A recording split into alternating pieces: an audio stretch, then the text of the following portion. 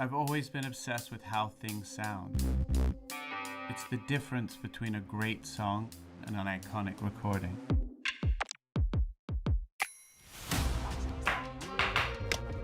I am Mark Ronson, and whenever someone sits down to play me a song, I'm already thinking about the sound. Be impressive. Sound matters. And when I first started out, I wondered, how did they do that? When rap songs started having drum machines, that was like, oh, I gotta get a drum machine. Just like that. You can turn any noise into music. Just like that. We're constantly searching for new sound. I made a whole album with one of these. Where did you actually sample the seagulls? Things.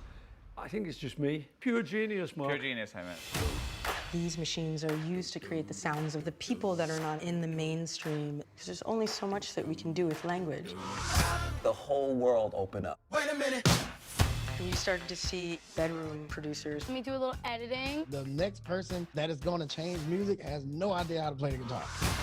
Is this allowed to happen? I've been doing it wrong for 30 years. Don't believe me, just watch. I didn't need words. I just needed sounds. This is a PV decade. I can't believe this is really happening right now. You can do anything you want to do. You start obsessing over it. It doesn't have to follow any format. I believe in happy accidents. Only criteria is what? It better be funky.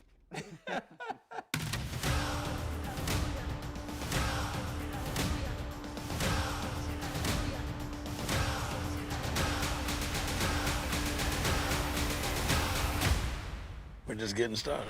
Don't believe me, just don't believe me, just what?